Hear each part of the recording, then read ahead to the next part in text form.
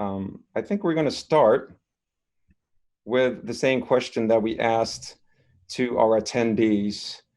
What is the value that startups provide to corporates in your mind, and why? If there's no volunteer, I'm going to volunteer Andy. Or Boaz. Boaz, please go ahead. Sure. I think one of the things in large corporations, they're very busy with the main things that run their business, and they don't want to take too many risks in doing that. Startups coming up with new innovative ideas, they take the risk into implementing that and bringing it to market. And I think that's something that the big corporation can use that as a leverage, because that saves them a lot of time in getting to market and get that innovation indoor quicker for something that they would have developed internally. Okay, so speed. Anyone else, any other thoughts on that? Another way to look at it?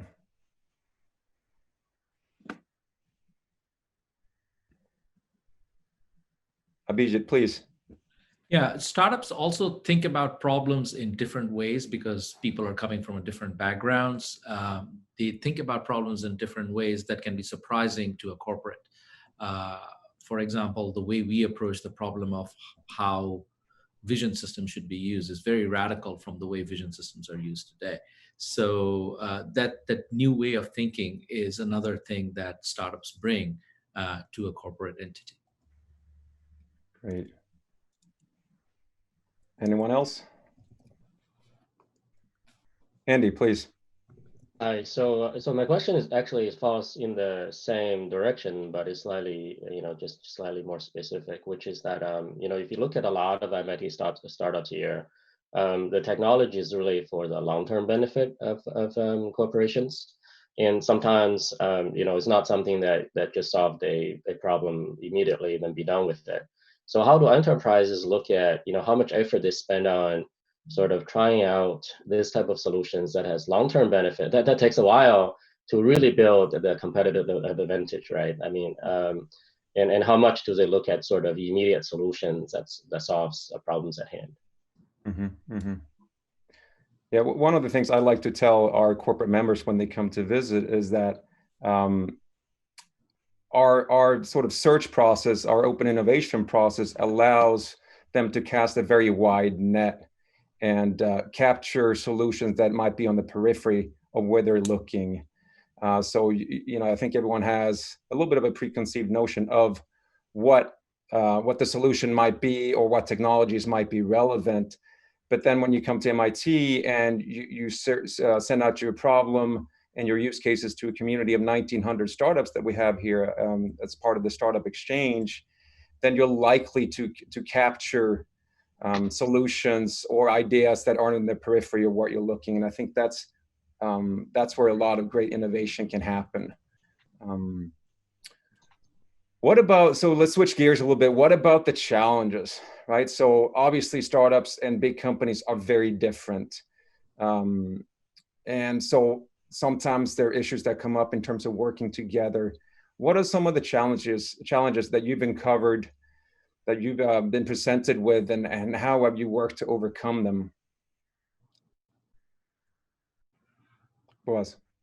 I think as the biz dev guy for the company, I think the first challenge is to find the right people within the company you should talk to as a startup.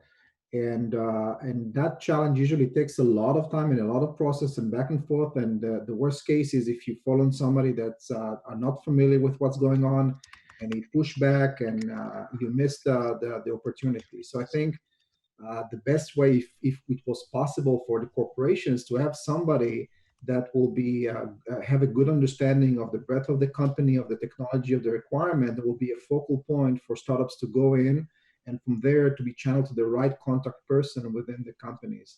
The next thing is actually, once we have the right person, then diving in and moving in is at a much faster pace. You're talking to the right decision makers, and then you go down the line of talking to the engineers or the architects of the company that can encompass that. So some companies have it more, a lot of companies don't have that, and I see that as a huge limitation.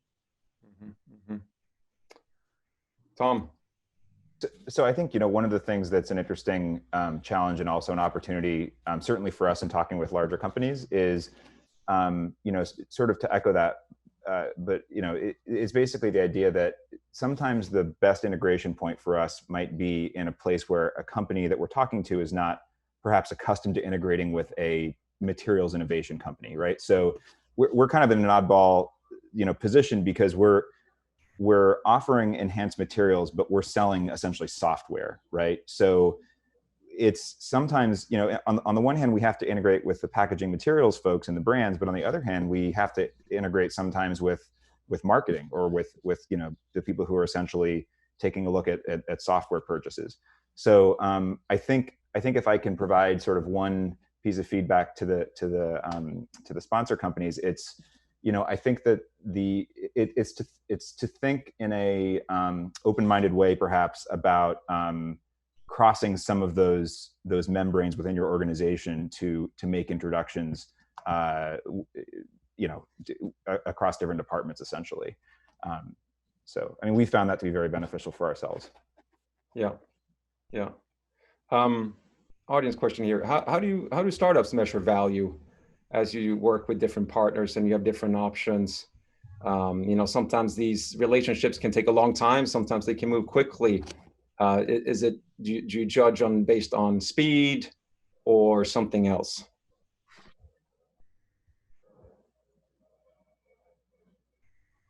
Boaz. I would say that it depends on the position of the startup itself. Sometimes we are, as startups, we have a great idea, but we want to customize it and have the right feature set and the right polishing of it to address successfully address the customer needs.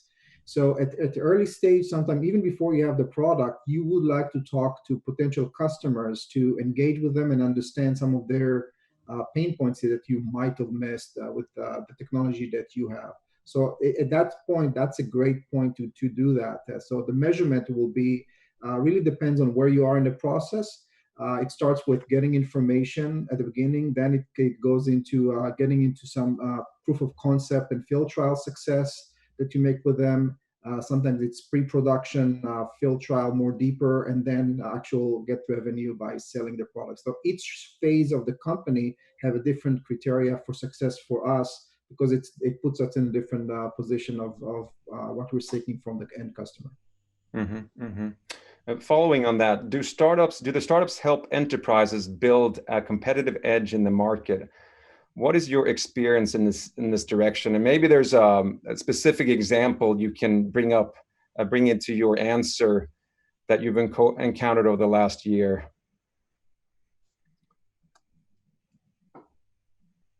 Meaning any sort of market feedback that has resulted from one of your relationships. So maybe Tom, you worked with the brewing company, produced these wonderful labels that had some advantages. How did that resonate with your customer?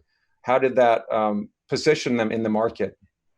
Sure thing. So, one of the things that's interesting about sort of the way that we deal with both brands as well as the printing production shops is that our direct customers are the people who do print production most commonly. So one of the things that we found is great about, going to a print production shop, and this actually speaks to the question of how do you provide values to startups as well. But from our perspective, if we can get, one product produced at a print production site, that print production site often comes back to us and says, hey, this is really cool. Like, we're making this brand new effect using the equipment that we already made a purchase of, and it's no new cost to them. So they want to roll it out to additional, brands and complementary markets. So I think there's a virtuous cycle that can certainly happen by engaging early with many of these types of companies. Mm-hmm, mm-hmm. Andy, please. Yeah, one of the things I want to mention is that a lot of what we've seen, in particular in IoT, also has to do with the sort of the perception of the entire industry. This happened in our previous startup. This is happening in our current startup as well, right? So as technologists, you see some trend. You're like, okay, this is what the market needs in maybe a few years. But then nothing actually really happens in those few years sometimes. Mm-hmm. And then one day, all of a sudden, every company is doing this thing that you thought they were going to be doing at some point. and then the market just picks up. So I think both from a company perspective and from a startup perspective, you got to expect that and try to figure out how to work with that type of process. Got it. Got it. Yeah, Abhijit. Startups, by definition, will have to scale their business. So if we help a company do certain thing, an enterprise do a certain process or an improve some certain thing, we would like to scale it to other people in the industry too. So that is, by definition, the mission of a startup. Building lasting competitive advantage is probably not possible in that sense, but by early adopting startup technology, an enterprise can get significant competitive advantage and a head start over their competition. And that's the key thing here is you don't have to wait for everybody in the industry to adopt the technology before you adopt it, right? So if you can adopt the technology early on, you can get a competitive advantage that way. Got it. What about if we flip this around a little bit and we ask ourselves the question, what are you doing to be a good partner? What can startups do to be good corporate partners? What advice would you give yourself 2 years ago, or would you give a friend that is starting a startup?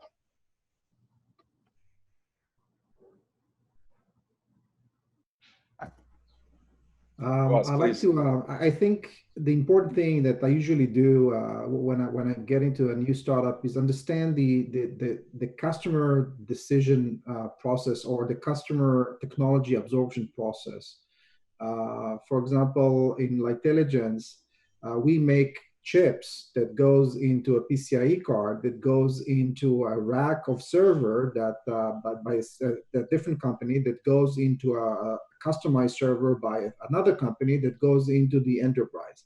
So by understanding the flow of the decisions of who and where it is integrated, you're trying to intercept the right customer that will help you to go faster to market as an early startup, assuming you're not going to be fully matured with every possible side of your technology by the time you go into full production. So you want to have something that is very good, very fast, and very vertically solution problem that you're solving at the right stage of the pipeline of the product.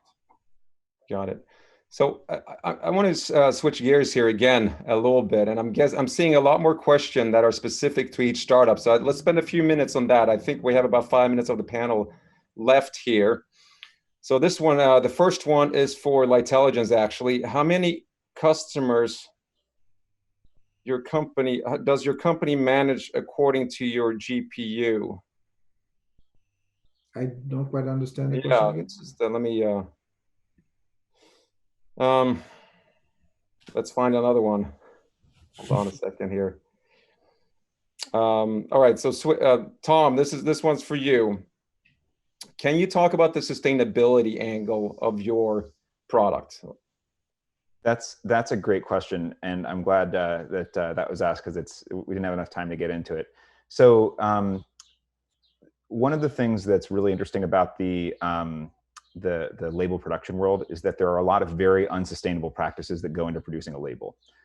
So if you look at a shampoo bottle that has a little foil rim around the logo, what you're looking at is the amount of that foil that was deposited onto the label. But sometimes up to 98% of that foil stays on the roll. That roll gets rolled up, and then that gets just discarded.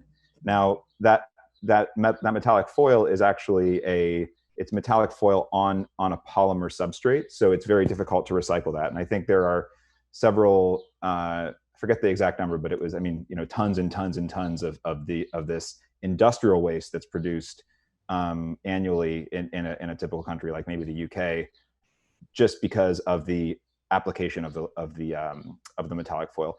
In addition, there's post-consumer waste issues, because what you're doing is you're laminating multiple dissimilar materials together. And so the question is, how do you separate that in the waste stream? And so essentially what we're doing is we're saying, you know what, as opposed to using all these dissimilar materials, just use standard ink on the materials that you're already using, which have a much more robust sort of method for doing recycling.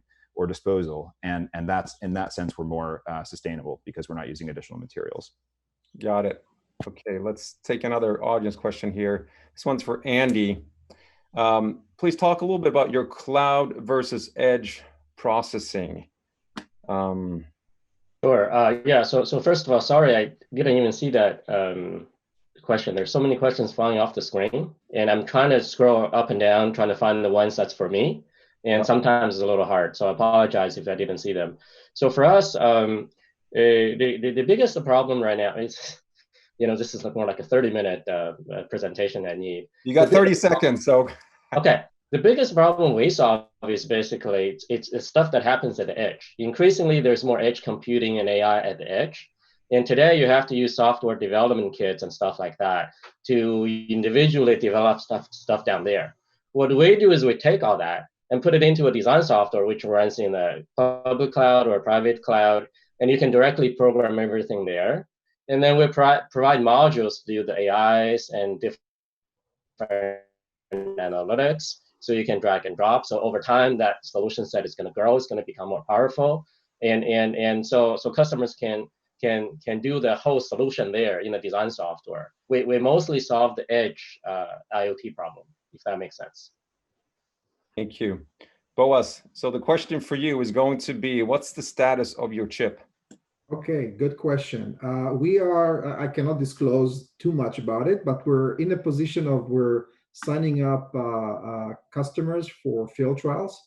And we're looking forward, as I mentioned, to work with companies that have their on-prem solutions to go into a field trial and start evaluating the technology.